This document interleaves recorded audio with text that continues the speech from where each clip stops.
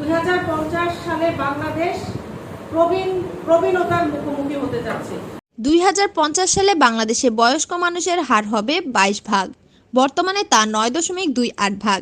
এছাড়া দেশে বর্তমানে প্রতিবন্ধী জনসংখ্যা 2.80 ভাগ।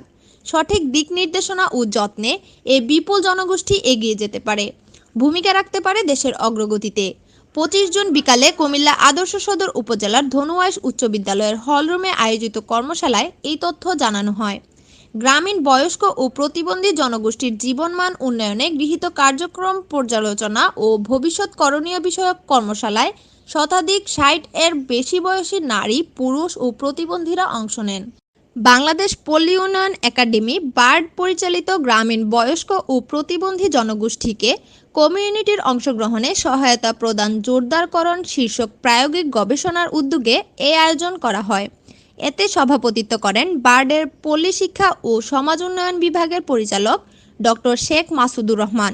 মুখ্য আলোচক ছিলেন সমাজ কল্যাণ কার্যালয় কুমিল্লার উপপরিচালক ZM মিজানুর রহমান খান। আলোচক ছিলেন ময়নামতি মেডিকেল কলেজের লেকচারার ডাক্তার মোহাম্মদ কবির হোসেন। বিশেষ অতিথি ছিলেন স্থানীয় কালীরবাজার ইউনিয়ন পরিষদ চেয়ারম্যান নুরুল ইসলাম। কর্মশালা পরিচালক ছিলেন বার্ডের যুগ্ম পরিচালক প্রধান গবেষক কাজী সোনিয়া রহমান। কর্মসূচি উপস্থাপনা করেন বার্ডের উপপরিচালক সহযোগী গবেষক ফরিদা ইয়াসমিন। সহকারী কর্মশালা পরিচালক ছিলেন বার্ডের সহকারী পরিচালক মোহাম্মদ শাহজালাল। 2050 সালে বাংলাদেশ প্রবীণতার মুখোমুখি হতে যাচ্ছে। এটা আমাদের জন্য একটা বড় চ্যালেঞ্জ।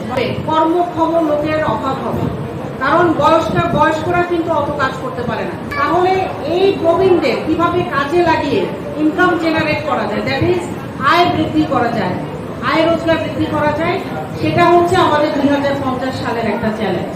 এখন 100 জন লোক দেখা গেলে 9 জন লোক আপনি পাবেন যাদের বয়স হচ্ছে 60-এর বেশি। এবং এটা কিন্তু যাত্রাটা শুরু হলো। এটা আস্তে আস্তে দেখা যাবে যে 50 সাল এটা হয়ে যাবে 20 জন 21 জন। তো সুতরাং এখনই যদি আমাদের এই আয়োজন হয় বা আমাদের ডাকে কিন্তু সারা দেশের উপপরিচালক মহোদয় উনি ওনারও কিন্তু একটা কমিটমেন্ট জায়গা আছে। যদি আমরা এই জনগোষ্ঠীকে ভালোভাবে ম্যানেজ না করতে না পারি তাহলে কিন্তু আমাদের জন্য একটা ভয়াবহ অবস্থা। যে আমরা যারা বয়োবৃদ্ধ তাদেরকে একটা পর্যায়ে কিন্তু সমাজে কাজ করার মতো সক্ষমতা থাকে না, বা সমাজ যাতে তাকে অবহেলিত মনে না করে। পরিবারের সমাজে অনেকের কেস স্টাডি ম্যাডাম তুলে ধরলেন, সেই জায়গায় যদি আর্থিক সক্ষমতা থাকে তাহলে কিন্তু আপনার ওখানে একটু আদর কদর থাকবে। আমার মনে হয় রাষ্ট্র ওই জায়গায় নিয়ে আসছে। 4টা সাদা জিনিস কি কি? তেল, চিনি, লবণ আর সাপ। হ্যাঁ, এইটা একটু কন্ট্রোল করতে হবে, একটু কম খেতে হবে, না খেতে হবে, হালকা হাঁটাহাঁটি করবে। যদি একদম না পারেন, যদি বলছে তো দৌড়াও, দৌড়তে না পারলে হাঁটো, হাঁটতে না পারলে হামাগুড়ি দাও, মানে আস্তে আস্তে লড়ো চলো, কেমন? এইটুকু অন্তত চালু থাকে। কর্মশালায় অংশ নেয়া দীঘলগাঁওয়ের আলী হোসেন বলেন, দুর্ঘটনায় অসুস্থ হয়ে যাই, এখানে চিকিৎসা ও পরামর্শ পেয়েছি।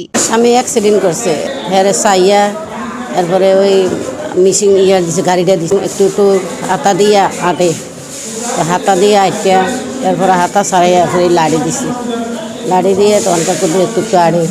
প্রকল্পটি বর্তমানে আদর্শ সদরের ধনুয়াইশ, দীঘলগাঁও, উজিরপুর এবং ব্রাহ্মণপাড়া উপজেলার চান্দোলা গ্রামে কাজ করছে।